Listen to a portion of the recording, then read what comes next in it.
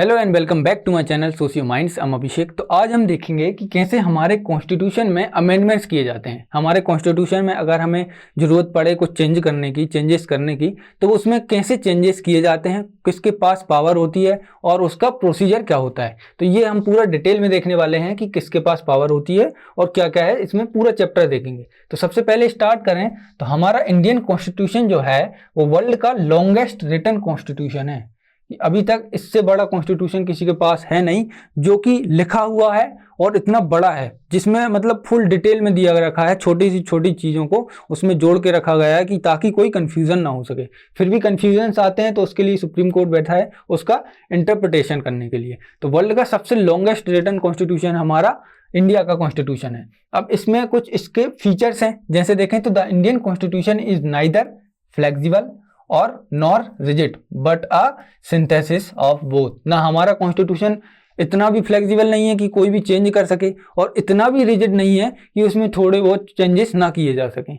तो अभी एग्जांपल से देखें तो पहला देखें हम ब्रिटेन का कॉन्स्टिट्यूशन और एक यूएसए का कॉन्स्टिट्यूशन, दोनों में कंपैरिजन करके देखते हैं। तो ब्रिटेन का कॉन्स्टिट्यूशन क्या है, एकदम फ्लेक्सिबल कॉन्स्टिट्यूशन है। मतलब यहाँ पे हाउस की मीटिंग होती है और कुछ चेंजेस करने हैं, फटाफट चेंजेस कर देते हैं, सिंपल मेजोरिटी से चेंजेस हो जाते हैं। तो यहाँ पे क्या है, एकदम फ्लेक्सिबल है। हो सकता है यहाँ इतना फ्लेक्सिबल है कि यहाँ पे ब्रिटेन के जो लोग हैं उनके राइट्स को इन्फ्रिंज किया जा सके, उनके राइट्स को ही हटा दें, है ना। लेकिन यहाँ पे देखें तो यूएसए का कॉन्स्टिट्यूशन क्या है, एकदम रिजिड है। अब यहाँ का रिजिड क्यों है, यूएसए जब बना था तो यूएसए की हिस्ट्री क्या है, यूनाइटेड स्टेट ऑफ अमेरिका, इसी में नाम में पूरा छुपा हुआ है सब कुछ। क्या है, इतने सारे जो स्टेट थे उसके, तो स्टेट्स ने मिलके एक पूरा संगठन बना लिया, यूनियन बना लिया। तो उनका नाम क्या रख दिया उन्होंने, यूनाइटेड स्टेट्स ऑफ अमेरिका। अब हर एक स्टेट के पास अपनी पावर होती है लेकिन वो यूनाइटेड है। अब अगर उसमें कुछ चेंजेस करने हैं, उनके कॉन्स्टिट्यूशन में कुछ चेंजेस करने हैं, तो क्या करना होगा, सारे स्टेट को एक साथ मिलके, है ना, साथ में आना पड़ेगा, सारे स्टेट से लोग आएंगे, उसके बाद मीटिंग होगी और बड़ा लंबा प्रोसेस चलेगा, तब जाके कहीं इसमें अमेंडमेंट किया जा सकता है। तो बहुत ज़्यादा रिजिड है यूएसए का कॉन्स्टिट्यूशन और ब्रिटेन का बड़ा फ्लेक्सिबल है। तो दोनों में दिक्कत है, यहाँ पे कोई भी कुछ भी चेंजेस कर सकता है, यहाँ पे अगर जरूरत पड़ी तो चेंजेस करना बड़ा मुश्किल हो जाता है। लेकिन इसी चीज को ध्यान में रखते हुए हमारा जो कॉन्स्टिट्यूशन बनाया गया है, कॉन्स्टिट्यूशन मेकर ने वो कैसे बनाया है, synthesis of both the constitution. मतलब हमारा कॉन्स्टिट्यूशन जो है वो एकदम फ्लेक्सिबल भी है और रिजिड भी है। ऐसा भी नहीं है कि एकदम फ्लेक्सिबल हो, है ना, और एकदम रिजिड भी नहीं है। मतलब ऐसा है कि अगर जरूरत पड़ती है, जैसे कॉन्स्टिट्यूशन बनाया गया था 1950s के टाइम पे, है ना, आज़ादी के बाद कॉन्स्टिट्यूशन बना, तो उस टाइम की ज़रूरत, हमारी कॉन्स्टिट्यूशन, हमारा जो कंट्री है, कंट्री की ज़रूरतें कुछ अलग थी, है ना, लोगों की ज़रूरतें कुछ अलग थी। अब धीरे धीरे समय बदलता है तो ज़रूरतें भी बदलती हैं। तो उस हिसाब से कॉन्स्टिट्यूशन में चेंजेस भी होने चाहिए, है ना। नया समय आएगा, नया युग आएगा तो नए चेंजेस होंगे। तो नया समय आएगा, उस हिसाब से हमें जो चेंजेस करने हैं उसके लिए कुछ ना कुछ तो होना चाहिए ना कॉन्स्टिट्यूशन में, कि कौन चेंज करेगा और कैसे चेंज किया जा सकता है। तो इसीलिए इसमें कुछ चीज़ों को ऐसे, कुछ पार्ट्स को ऐसा रख दिया है जो कि हम डायरेक्टली पार्लियामेंट में बैठ के चेंजेस कर सकते हैं हमारे कॉन्स्टिट्यूशन में। लेकिन कुछ पार्ट ऐसे हैं, जैसे हुआ फंडामेंटल राइट्स, डीपीएसपी हुआ, है ना, और क्या, बेसिक स्ट्रक्चर पूरा, basic structure of the Indian constitution. अब बेसिक स्ट्रक्चर में चेंजेस करना इतना आसान नहीं होता और फंडामेंटल राइट डीपीएसपी में भी चेंजेस करना इतना आसान नहीं होता। तो उनको इतना टफ क्यों बनाया गया है, उनको टफ बनाने की वजह यह है कि फंडामेंटल राइट जो हैं वो एकदम जरूरी हैं। अगर इनको कोई हटाता है तो मतलब स्टेट क्या है, लोगों के राइट्स को छीनना चाहती है, तो वो यहाँ पे नहीं किया जा सकता। तो कॉन्स्टिट्यूशन में ऐसा है कि अगर चेंजेस जरूरत पड़ रही है तो चेंजेस हम कर सकते हैं, क्योंकि हमारा कॉन्स्टिट्यूशन फ्लेक्सिबल भी है और कहीं कहीं पे हमारा कॉन्स्टिट्यूशन क्या है, रिजिड भी है। तो इससे क्या होगा कि जो हमारा कॉन्स्टिट्यूशन है वो सही से चल पाएगा और जो गवर्नमेंट है वो भी सही से काम करेगी, है ना, क्योंकि यहाँ सुप्रीम लॉ क्या है, कॉन्स्टिट्यूशन ऑफ इंडिया। इसीलिए हमारे कॉन्स्टिट्यूशन को हमने क्या, एकदम सिंथेसिस ऑफ बोथ बनाया है, रिजिड और फ्लेक्सिबल दोनों को मिला के बनाया है। तो अभी और देखें तो आर्टिकल 368 जो हमारा कॉन्स्टिट्यूशन है, इसमें अगर मेजर चेंजेस हमें करने हैं तो चेंजेस किस तरीके से किए जा सकते हैं, article article 38 sorry article 368, article 368 क्या बोलता है? Part 20 of the Indian constitution है, बोलता है power of parliament to amend the constitution and its procedure. दो चीजें इसमें लिखी गई हैं। क्या? देखो, पार्लियामेंट के पास पहले पावर दे दी है कि कॉन्स्टिट्यूशन को अमेंड कौन करेगा? पार्लियामेंट, है ना। और उसके जो प्रोसीजर है, मतलब इसमें जो अमेंडमेंट का प्रोसीजर होता है, किस तरीके से प्रोसीजर चलता है, जैसे किस तरीके से कोई भी बिल लेके आए, अमेंडमेंट लेके आए, तो उसको किस तरीके से, किस प्रोसीजर से होके गुजरना पड़ता है, तब जाके वो अमेंडमेंट होता है। तो ये सब चीजें कहाँ पे दे रखी हैं? आर्टिकल 368 में पार्लियामेंट के पास पावर है। अब एक क्वेश्चन और आता है, can parliament change any part of the constitution? Any part of the constitution क्या कर सकती है? नहीं। The parliament can not amend those provision which form the basic structure of the Indian constitution. अभी बेसिक स्ट्रक्चर तो constitution में समझाया नहीं गया कि बेसिक स्ट्रक्चर क्या है कॉन्स्टिट्यूशन का। उसके लिए क्या होता है, बड़े सारे केसेस हुए हैं, फिर कॉन्स्टिट्यूशन का जो इंटरप्रिटेशन है किसने दिया? सुप्रीम कोर्ट ने इंटरप्रेट किया कि भाई देखो, बेसिक स्ट्रक्चर का ये चीजें बेसिक स्ट्रक्चर में आती हैं, तो आप इनको चेंज नहीं कर सकते, बाकी कॉन्स्टिट्यूशन को आप चेंज कर सकते हैं इजीली। तो the parliament can not amend those provision which form the basic structure of the constitution. Example दें तो जो हमारा प्रीएम्बल है उसमें सोवरेनिटी, सेक्युलरिज्म, है ना, सोशलिज्म, तो ये सारे वर्ड्स, ये सारी चीजें कहाँ पे हैं? हमारे कॉन्स्टिट्यूशन के अंदर हैं। तो ये सारे पिलर्स मिलके एक बेसिक स्ट्रक्चर बनाते हैं कि 4 पिलर पे अगर घर खड़ा हुआ है, तो अगर उसके पिलर्स को ही हटा दिया जाए तो घर का क्या? घर ढह जाएगा। ऐसे ही कॉन्स्टिट्यूशन का बेसिक स्ट्रक्चर है, जिसको हम क्या है, जिसको हम बदल नहीं सकते। इसके लिए एक केस भी हुआ था, केशवानंद भारती केस, बड़ा फेमस केस है, 1973। अभी बेसिक स्ट्रक्चर हम नेक्स्ट वीडियो में पढ़ेंगे, तो बेसिक स्ट्रक्चर में हम पूरी बात करेंगे केशवानंद भारती की। तो आज अभी क्या करोगे आप कमेंट करके बताओ कि केशवानंद भारती का केस क्या था, है ना, और ये कौन थे, ये कहाँ के थे और किस चीज से रिलेटेड केस हुआ था। तो अभी हम क्या देखने वाले हैं, बेसिक स्ट्रक्चर में कुछ चेंजेस नहीं कर सकते। अभी हम क्या देखेंगे कि आर्टिकल 368 के तहत क्या क्या अमेंडमेंट्स किए जा सकते हैं। तो अभी कॉन्स्टिट्यूशन में देखो, कॉन्स्टिट्यूशन का अमेंडमेंट कौन कर सकता है? पार्लियामेंट, आर्टिकल 368 के तहत। तो अभी उसका प्रोसीजर क्या होता है वो देखने वाले हैं। Introduction of the bill. तो सबसे पहले जब हमें हमारा कॉन्स्टिट्यूशन में कुछ चेंजेस करने हैं, कुछ अमेंडमेंट लेके आने हैं, तो उसके लिए हमें क्या करना पड़ेगा? पार्लियामेंट में एक बिल लेके आना पड़ेगा। तो बिल कहाँ पे लाया जा सकता है? लोकसभा या राज्यसभा, दोनों में। तो दोनों में यहाँ पे बिल को इंट्रोड्यूस किया जा सकता है ना। अगर अमेंडमेंट बिल है तो लोकसभा या राज्यसभा, दोनों हाउस में, किसी भी हाउस में आप अमेंडमेंट बिल को लेके आ सकते हैं। अब कौन लेके आ सकता है इस बिल को? कौन लेके आएगा? तो एनी मेंबर, है ना, मिनिस्टर और any private member of the parliament. तो पार्लियामेंट का कोई भी मिनिस्टर और कोई भी प्राइवेट मेंबर यहाँ पे अमेंडमेंट बिल को लेके आ सकता है। हाँ, उसको अगर पार्लियामेंट एक्सेप्ट करेगी तो उस पर प्रोसीजर चलेगा, नहीं तो कोई दिक्कत नहीं है। फिर उसके बाद अभी प्रेसिडेंट का यहाँ पे क्या रोल है? प्रेसिडेंट क्या हमारे पार्लियामेंट के पार्ट हैं, तो प्रेसिडेंट का क्या रोल है? यहाँ पे जब इंट्रोडक्शन होता है तब यहाँ पे अमेंडमेंट बिल में कोई भी प्रेसिडेंट का रोल नहीं होता, मतलब no prior permission is required.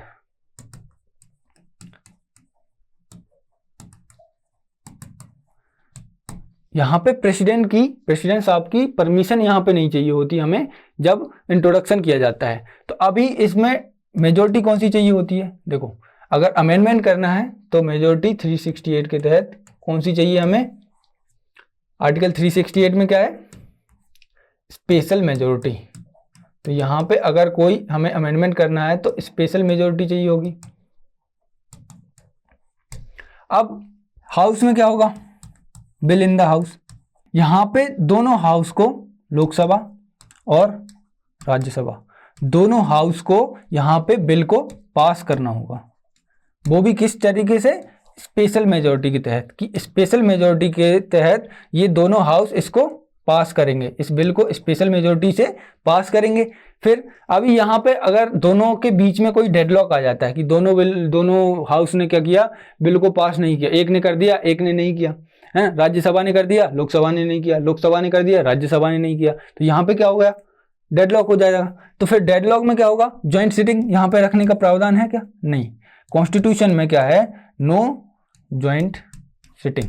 यहाँ पे ज्वाइंट सिटिंग का कोई प्रावधान नहीं है अमेंडमेंट के लिए, है ना। वैसे और प्रावधान है, सिंपल मेजोरिटी से जो चीज़ें होती हैं उसमें जो मनी बिल वगैरह होते हैं इनमें क्या होता है, ज्वाइंट सिटिंग हो सकती है, लेकिन यहाँ पे ज्वाइंट सिटिंग का कोई प्रावधान नहीं है। फिर अमेंडिंग फेडरल प्रोविजंस, अभी क्या है, अभी एक इसमें अलग से और देख लेते हैं कि अगर कोई फेडरल प्रोविजन हुआ, फेडरल मतलब जो सेंटर और स्टेट के रिलेशन के बारे में अगर यहाँ से कुछ चेंजेस करने हैं, सेंटर और स्टेट में कुछ चेंजेस करने हैं, तो फिर यहाँ पे क्या होगा, फेडरल प्रोविजन इसको बोलते हैं। तो यहाँ पे क्या चाहिए होगी हमें, पहले तो स्पेशल मेजोरिटी प्लस, अभी स्टेट का रोल यहाँ पे आ गया, तो क्या करना पड़ेगा, लगभग 50% स्टेट को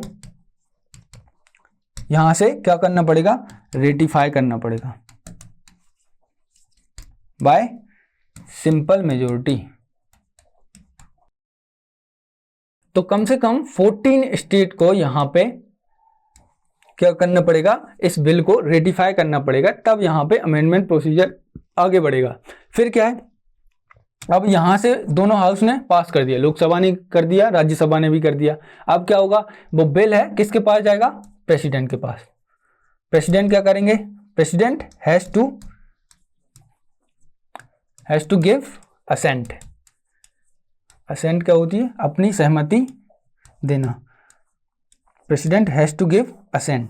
यहां पे ये है कि देखो आर्टिकल 368 बोलता है कि प्रेसिडेंट को अपनी असेंट देनी पड़ेगी अगर बिल दोनों हाउस से पास होके आया है, क्योंकि president act on the advice of council of minister. Council of minister की एडवाइस से ही प्रेसिडेंट काम करते हैं। तो काउंसिल ऑफ मिनिस्टर यहाँ से लोकसभा राज्यसभा से इन्होंने परमिशन दे दी है, यहाँ से पास कर दिया है, तो इनको यहाँ पे पास करना होगा। अभी यहाँ पे प्रेसिडेंट ने असेंट दे दी है, तो मतलब अमेंडमेंट हो चुका है, अमेंडमेंट डन, है ना। यहाँ पे ये सारे प्रोसीजर के थ्रू फिर अमेंडमेंट होता है जब प्रेसिडेंट यहाँ पे असेंट दे देते हैं। तो इंट्रोडक्शन हुआ दोनों हाउस में, किसी भी हाउस में, फिर कोई भी इसको इंट्रोड्यूस कर सकता है। प्रेसिडेंट यहाँ पे प्रायर परमिशन नहीं चाहिए होती है, मेजोरिटी स्पेशल मेजोरिटी चाहिए होती है, और दोनों हाउस को सेपरेटली यहाँ पे बिल को पास करना होता है। फिर ज्वाइंट सिटिंग का कोई प्रोविजन है नहीं। फिर अमेंडिंग, अगर फेडरल प्रोविजन को अमेंड करना है तो यहाँ पे क्या होगा,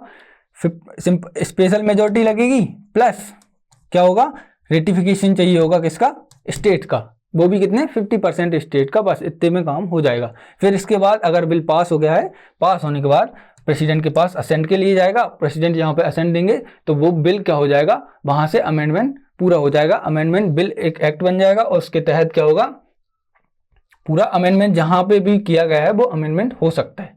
अभी क्या है, देखो हमने अमेंडमेंट देख लिया कि किस प्रोसीजर से अमेंडमेंट्स होते हैं। अभी क्या है, मेजोरिटी किस तरीके की होती है। देखो अभी तो हमने स्पेशल मेजोरिटी देखी थी, एक होती है majority simple majority of the parliament और स्पेशल मेजोरिटी, और एक special majority plus ratification of half of the state legislatures. तो ये तीन तरीके की हम मेजोरिटी पढ़ने वाले हैं कि इस मेजोरिटी से मतलब सिंपल मेजोरिटी क्या होती है, स्पेशल क्या होती है, और स्पेशल विथ रेटिफिकेशन। ये तीनों मेजोरिटी को हम सेपरेटली पढ़ेंगे कि सिंपल मेजोरिटी से कौन कौन से प्रोविजंस हम चेंज कर सकते हैं, फिर स्पेशल मेजोरिटी से क्या कर सकते हैं, और इसमें तो पहला क्या है हमारा सिंपल मेजोरिटी। अब सिंपल मेजोरिटी क्या होती है, majority of members of each houses present and voting. अभी यहाँ पे क्या है, more than 50% of member present and voting. यहाँ पे क्या है, जैसे स्ट्रेंथ क्या है हमारी लोकसभा की स्ट्रेंथ है अभी 543, तो इसमें क्या होगा 50% जो मेंबर होंगे, है ना, प्रेजेंट रहेंगे, और जितने भी प्रेजेंट है ना, जैसे यहाँ पे 200 मेंबर्स प्रेजेंट है, तो 200 में क्या चाहिए हमें, 100 मेंबर्स की क्या वोटिंग चाहिए प्लस 1। अगर 100 प्लस 1 हो जाएगा, 100 1 हो जाएगा, तो मेजोरिटी यहाँ पे मिल जाएगी, सिंपल मेजोरिटी मिल जाएगी, और बिल पास हो जाएगा। ऑल्सो कॉल्ड द फंक्शनल और वर्किंग मेजोरिटी। अब ये इसको फंक्शनल और वर्किंग मेजोरिटी क्यों बोलते हैं, क्योंकि इससे डे टू डे बिजनेस जो होते हैं और छोटे मोटे जो चेंजेस करने होते हैं वो सिंपल मेजोरिटी से हो जाते हैं, तो इसको फंक्शनल और वर्किंग मेजोरिटी बोला जाता है। Such amendments are not considered under article 368। ये जो सिंपल मेजोरिटी वाले जो अमेंडमेंट हैं वो 368 के अंदर नहीं आते। जैसे आर्टिकल देखा होगा, आर्टिकल 2, 3, है ना, स्टेट में चेंजेस करने हैं, स्टेट की बाउंड्रीज में चेंजेस करने हैं, तो वो सिंपल मेजोरिटी से हो जाते हैं, और उनको यहाँ पे 368 के अंदर हम लेके नहीं आते हैं, वो डायरेक्ट हो जाते हैं, वो सिंपल मेजोरिटी से हो जाते हैं। तो सिंपल मेजोरिटी हमने देख लिया कितनी होती है, 50% से एक ज़्यादा हो गया तो यहाँ पे मेजोरिटी मिल गई। वो नहीं है कि यहाँ की हाउस की मेजोरिटी नहीं चाहिए कि 543 का 51% चाहिए, नहीं, यहाँ पे क्या चाहिए, जितने भी मेंबर प्रेजेंट हैं उसमें क्या चाहिए, 51% मेजोरिटी मिल जाएगी तो बिल पास हो जाएगा, सिंपल मेजोरिटी है। अभी सिंपल मेजोरिटी से क्या क्या चेंजेस किए जा सकते हैं, simple majority of the 2 houses of parliament outside the scope of article 368 से बाहर ही होता है इसमें, जिसमें क्या क्या है, एडमिशन और इस्टेब्लिशमेंट ऑफ न्यू स्टेट्स, कि कोई स्टेट को बनाना है ना, इस्टेब्लिश करना है, तो यहाँ पे डायरेक्ट सिंपल मेजोरिटी से सेंटर कर सकता है, उसके पास पूरी पावर होती है। फॉर्मेशन ऑफ न्यू स्टेट, है ना, कोई न्यू स्टेट बनानी है। ऑल्ट्रेशन ऑफ एरिया, कोई स्टेट का एरिया चेंज करना हो। Boundaries name of existing state, तो कुछ भी अगर स्टेट की बाउंड्री, नाम और उसके एरिया में कुछ भी चेंजेस करने हैं तो डायरेक्ट चेंजेस किसके थ्रू हो जाते हैं, सिंपल मेजोरिटी में हो जाते हैं। आर्टिकल 2(3) में ये सब दिया है। एबोलिशन और creation of legislative council in state, अभी लेजिस्लेटिव काउंसिल कुछ स्टेट में होती है, कुछ में नहीं होती, तो यहाँ पे अगर जरूरत पड़ती है, सेंटर को लगता है, स्टेट अगर यहाँ से रिक्वेस्ट करती है कि हमारी स्टेट में एक काउंसिल होनी चाहिए, लेजिस्लेटिव काउंसिल होनी चाहिए, तो फिर वो बना देते हैं सिंपल मेजोरिटी से, या उसको हटाना है तो वो हटा देते हैं। फिर क्या है, सेकेंड शेड्यूल में कुछ चेंजेस करने हो। सेकेंड शेड्यूल में क्या है, emoluments, allowance, privileges so on the president और गवर्नर और द स्पीकर और जजेस, तो जितने भी गवर्नमेंट ऑफिशियल्स हैं वो सेकेंड शेड्यूल में आ जाते हैं। उनकी सैलरीज, उनकी जो अलाउंसेस उनको मिलते हैं, प्रिविलेजेस जो मिलती हैं, इनमें कुछ भी चेंजेस करने हो तो सिंपल मेजोरिटी से हो जाएंगे, सिंपल है। अब क्या है, कोरम इन पार्लियामेंट। कोरम क्या होता है, कोरम मतलब मिनिमम स्ट्रेंथ। पार्लियामेंट का जो हाउस चलता है, जैसे लोकसभा है, राज्यसभा है, तो लोकसभा का हाउस में ऐसा नहीं है कि 2-4 लोग बैठ के और पूरा काम कर दें रोज रोज, है ना, जब सेशन लगता है तो उसमें कम से कम मिनिमम लोग, मतलब यहाँ पे कोरम का मतलब ये होता है कि मिनिमम इतने लोग होने चाहिए तब जाके ये हाउस चलेगा आगे, है ना। तो यहाँ पे क्या है, 1/10 होती है कि स्ट्रेंथ, फुल स्ट्रेंथ का 1/10 अगर लोग यहाँ पे हैं तो इसमें क्या होगा, हाउस चलेगा, है ना, सेशन में रहेगा। तो ये है, कोरम भी डिसाइड कर सकते हैं कि कितनी स्ट्रेंथ होनी चाहिए कोरम में, वो सब है।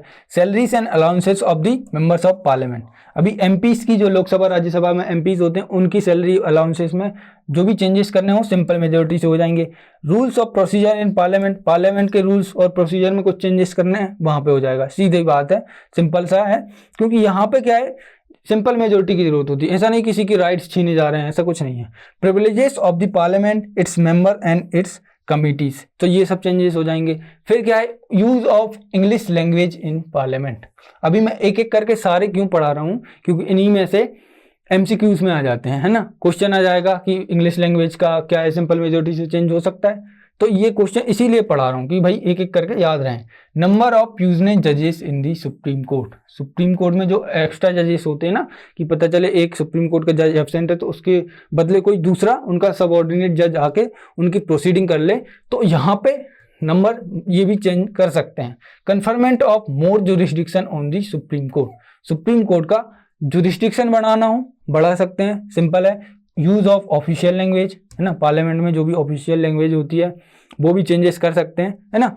सिटीजनशिप एक्विजिशन और टर्मिनेशन, सिटीजनशिप कहाँ पे है, हम पढ़ चुके हैं आर्टिकल 5 से लेके 11 तक, तो यहाँ पे कुछ चेंजेस करने हैं। एक्विजिशन, टर्मिनेशन, जो अपनी सिटीजनशिप होती है उसमें डायरेक्ट चेंजेस कर देते हैं, सिंपल मेजोरिटी से हो जाता है। Election to parliament and state legislature, अभी इलेक्शन से रिलेटेड चीज़ें सब हो जाती हैं। डिलिमिटेशन ऑफ कॉन्स्टिट्यूंसी, कॉन्स्टिट्यूंसी का कि साइज डिसाइड करना, बाउंड्रीज डिसाइड करना, वो सब हो जाएगा। यूनियन टेरिटरीज का हो जाता है। फिर 5th शेड्यूल और 6th शेड्यूल, 5th और 6th शेड्यूल में जो भी चेंजेस करने हैं वो यहाँ पे सिंपल मेजोरिटी से हो जाते हैं। अभी हमारी सिंपल मेजोरिटी में हमने देख लिया कि इतने सारे चेंजेस जो हैं वो सिंपल मेजोरिटी, सिंपल डायरेक्ट हो जाते हैं फटाफट, है ना। अभी स्पेशल मेजोरिटी, है ना, इसमें क्या है, ये थोड़ा कॉम्प्लिकेटेड होता है, इसमें स्पेशल मेजोरिटी चाहिए होती है। जब तक स्पेशल मेजोरिटी नहीं होती है पार्लियामेंट में तब तक ये इनमें चेंजेस नहीं हो पाते हैं। तो स्पेशल मेजोरिटी क्या है, majority of total membership of each house, Lok Sabha और राज्यसभा, दोनों हाउस की क्या चाहिए, 51% वोटिंग चाहिए, है ना, उसके फेवर में, तब जाके कुछ यहाँ पे चेंजेस किए जा सकते हैं। और majority of 2/3 members present and voting, कि यहाँ पे क्या है 2/3 मेंबर, मतलब जैसे लोकसभा में कितने हैं 543, तो 543 में 400 लोग आए हैं, 400 का क्या चाहिए 2/3 मेजोरिटी चाहिए, है ना, तब जाके कुछ अमेंडमेंट यहाँ पे हो सकता है। तो स्पेशल मेजोरिटी में इतनी सारी मेजोरिटी लाना आसान नहीं होता हर एक रूरल गवर्नमेंट को, मतलब रूलिंग गवर्नमेंट को। तो इसमें क्या है मेजोरिटी अच्छी खासी होनी चाहिए, तब जाके यहाँ पे चेंजेस हो सकते हैं। प्रोविजंस कौन कौन से प्रोविजन है जो स्पेशल मेजोरिटी से हम पास कर सकते हैं? पहला क्या है, फंडामेंटल राइट्स। अगर फंडामेंटल राइट में कुछ चेंजेस करने हैं तो स्पेशल मेजोरिटी से ही होंगे, सिंपल मेजोरिटी से कुछ नहीं होगा। डीपीएसपी में चेंजेस करने हैं कि स्टेट के पास क्या क्या उनके डायरेक्टिव्स हैं, उनमें चेंजेस करने हैं तो वो यहाँ से होंगे। All other provisions which are not covered in the first and third category. First और थर्ड कैटेगरी कौन सी, सिंपल मेजोरिटी और स्पेशल मेजोरिटी विथ रेटिफिकेशन। तो उसमें और सिंपल मेजोरिटी में जो प्रोविजन नहीं है वो सारे यहाँ पे आ जाएंगे, है ना, स्पेशल मेजोरिटी में आ जाएंगे। जो उनमें कवर नहीं है डायरेक्ट स्पेशल मेजोरिटी से होंगे। तो स्पेशल मेजोरिटी हमने देख लिया कि majority of total membership of each house, मतलब हर एक हाउस की 50% से ज्यादा लोगों की वोटिंग चाहिए होगी, तब जाके यहाँ पे पास होगा। Majority of 2/3 members present in voting, मतलब अगर 400 मेंबर हैं तो इनकी 2/3 मेजोरिटी क्या होगी, उस मेजोरिटी को हम यहाँ पे गिनेंगे, तब जाके स्पेशल मेजोरिटी से कुछ चेंजेस किए जा सकते हैं। अब क्या है स्पेशल मेजोरिटी प्लस स्टेट का रेटिफिकेशन। स्पेशल मेजोरिटी क्या है 50% से ज्यादा पूरी स्ट्रेंथ का, और 2/3 member present and voting. Present and voting का क्या मतलब है कि पता चले 400 लोग प्रेजेंट हैं लेकिन पता चले कि 10 लोग यहाँ पे वोटिंग नहीं करना चाह रहे हैं, तो 390 मेंबर्स की वोटिंग, फिर उनकी क्या है मेजोरिटी किसकी रहेगी 390 में से 2/3। तो प्रेजेंट एंड वोटिंग इसीलिए बोलते हैं कि कुछ लोग प्रेजेंट होते हैं लेकिन वोटिंग से अब्सटेंट करके जाते हैं, कि बोलते हैं हम वोट नहीं दे रहे, हम बैठे हैं, बस अटेंडेंस लगा लो हमारी कि आज हम आए हैं, लेकिन हम वोट नहीं करेंगे। इसीलिए यहाँ पे क्या है प्रेजेंट एंड वोटिंग का दिया कि भाई कुछ लोग प्रेजेंट होंगे लेकिन वोटिंग नहीं करना चाह रहे होंगे, तो यहाँ पे मेजोरिटी इस तरीके से देखी जाएगी। फिर ratification of half of the state with simple majority. यहाँ पे क्या है कि 28 स्टेट हैं, तो इनमें से कितनी 14 स्टेट को कम से कम यहाँ पे रेटिफिकेशन करना पड़ेगा, है ना, रेटिफाई करना पड़ेगा उस बिल को bye simple majority.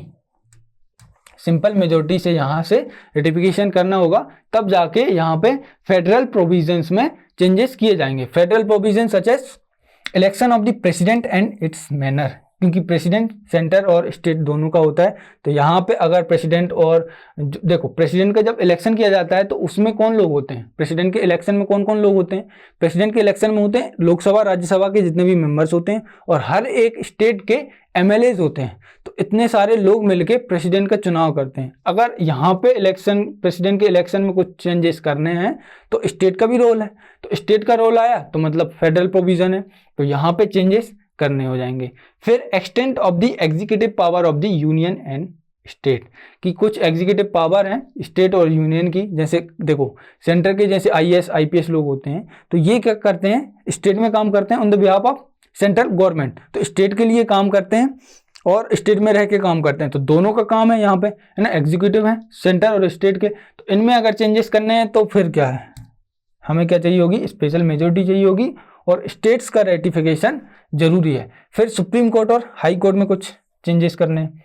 Supreme court तो सभी का है और हाई कोर्ट हर एक स्टेट का है, तो किसी स्टेट के लिए कुछ चेंजेस करने हैं, स्टेट के हाई कोर्ट में चेंजेस करने हैं, तो स्टेट की भागीदारी भी चाहिए, तब जाके स्टेट से भी तो पूछना पड़ेगा ना। फिर distribution of legislative powers between union and the state, यहाँ पे पावर देखो यूनियन और स्टेट दोनों के पास पावर अपनी अपनी होती है, तो इनमें अगर कुछ चेंजेस करने हैं तो सीधा वही है।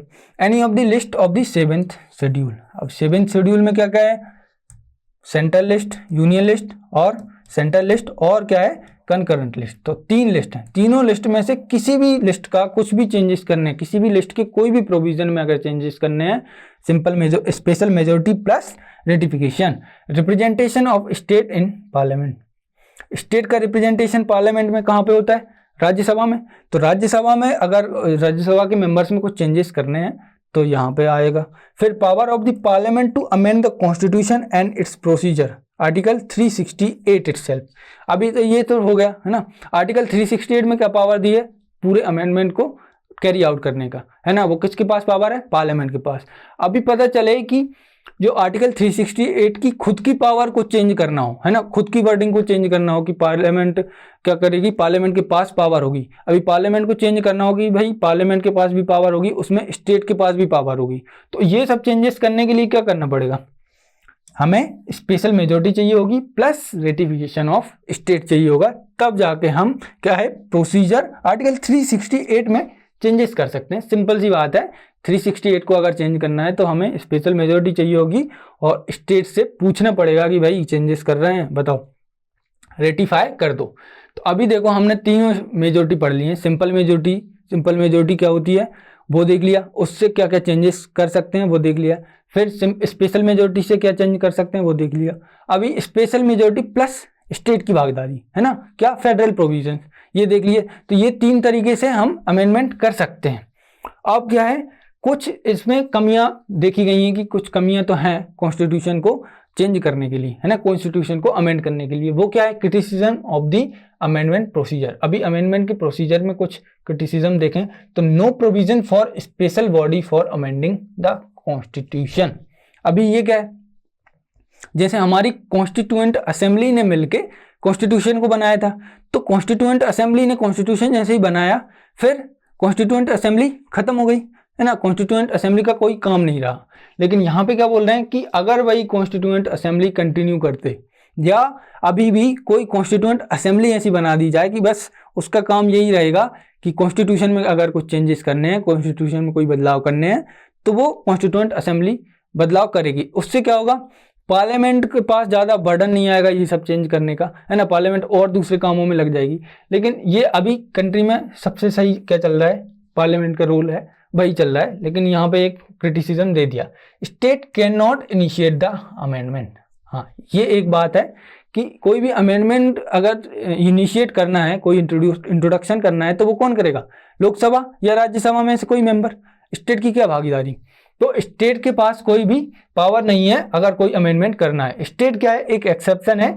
State can request the parliament for creation और एबोलिशन ऑफ लेजिस्लेटिव काउंसिल। बस स्टेट क्या कर सकती है? रिक्वेस्ट कर सकती है पार्लियामेंट से कि आप हमारी जो हमारा स्टेट है उसके लिए एक लेजिस्लेटिव काउंसिल बना दो या हमारे पास जो है उसको हटा दो। बस इसके अलावा कुछ नहीं कर सकती स्टेट। तो no provision for joint sitting in case of deadlock. अभी लोकसभा ने पास कर दिया, राज्यसभा पास नहीं कर रही है, अब ये क्या हो गया? डेडलॉक हो गया। अब डेडलॉक में क्या होगा? अगर जॉइंट सिटिंग कर देंगे तो जॉइंट सिटिंग होगी, फिर एक बार पूरी मेजोरिटी देख ली जाएगी, दोनों हाउस साथ में बैठेंगे, फिर उनकी मेजोरिटी देखेंगे और पास हो जाएगा, आसानी से पास हो जाएगा। लेकिन अगर यहाँ पे लोकसभा ने पास कर दिया, राज्यसभा ने नहीं किया, तो डेडलॉक हो गया। तो इसीलिए क्या है, एक जॉइंट सिटिंग का प्रावधान यहाँ पे होना चाहिए था, लेकिन इस पर कोई चर्चा नहीं की गई है। अभी जॉइंट सिटिंग के बारे में कुछ भी नहीं लिखा है। Parliament can alone amend major part of the constitution.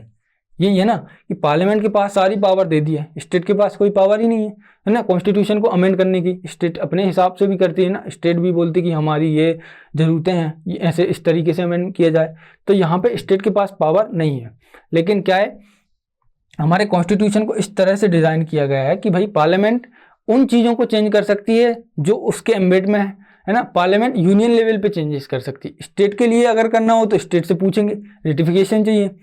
अब क्या है, the provision are too sketchy, leave a wide scope for taking matters to judiciary. अभी यहाँ पे ये है कि बहुत ज़्यादा कॉम्प्लिकेटेड हैं, बहुत ज़्यादा जो प्रोविजंस हैं बहुत ज़्यादा कॉम्प्लिकेटेड हैं। उसमें क्या होता है कि कोई भी लॉ पास किया है ना, प्रोसीजर से लॉ पास किया है, फिर किसी ने क्वेश्चन उठा दिया, सुप्रीम कोर्ट में जाके बोलने लगे कि यहाँ पे प्रोसीजर को सही से फॉलो नहीं किया गया है ये पर्टिकुलर अमेंडमेंट के लिए।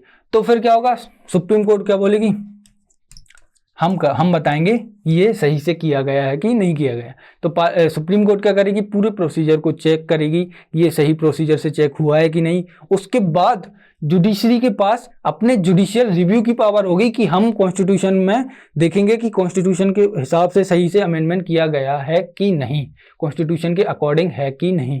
तो यहाँ पे सुप्रीम कोर्ट क्या करेगा, जो हमारा कॉन्स्टिट्यूशन है उसका क्या करेगा, जुडिशियल रिव्यू करेगा। जुडिशियल रिव्यू करके इंटरप्रिटेशन करके कॉन्स्टिट्यूशन का, तब जाके बताएगा कि अच्छा ये चीज़ सही है और गलत है।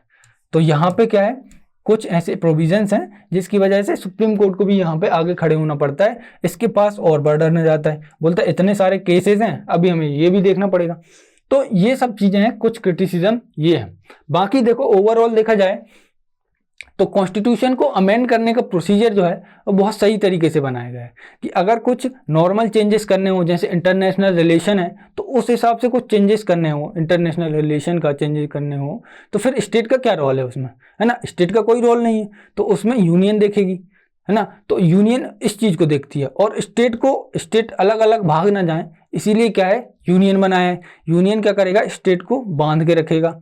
अगर स्टेट के पास ये पावर दे दी जाए कि भाई बाउंड्रीज आप डिसाइड करो या आप अपने हिसाब से अपनी डेमोग्राफी डिसाइड करो, तो फिर उसमें क्या होगा, स्टेट क्या करेंगी, भागने लग जाएंगी, है ना, बोलेंगे हम अलग देश बना रहे, अलग देश बना रहे। इसीलिए इसको यूनियन इकट्ठा रखने के लिए ये सारे प्रोविजंस बनाए गए हैं। अभी स्टेट और सेंटर और स्टेट में कुछ चेंजेस करने हैं, पावर में चेंजेस करने हैं, तो उसके लिए क्या है, रेटिफिकेशन चाहिए होगा। तो इससे समझ में आ जाएगा कि हाँ भाई ये सही से किया जा रहा है। तो अभी ओवरऑल देखें तो अमेंडमेंट प्रोसीजर जो है बहुत सही से बनाया गया है हमारे कॉन्स्टिट्यूशन को चलाने के लिए, कॉन्स्टिट्यूशन को बदलने के लिए सारा। तो आज के वीडियो में हमने पूरा देख लिया है कि किस तरीके से अमेंडमेंट किया जाता है, आर्टिकल 368 का एम्बिट क्या है, उसके अंदर पावर किसको दे रखी है, ये सब देखा है। फिर सिंपल मेजोरिटी में 368 की जरूरत नहीं पड़ती है, डायरेक्ट हम क्या सिंपल मेजोरिटी से कुछ चेंजेस कर सकते हैं, जैसे स्टेट की बाउंड्रीज वगैरह चेंज करना। तो आज की वीडियो में बस इतना ही, मिलते हैं नेक्स्ट वीडियो में। थैंक यू, जय हिंद।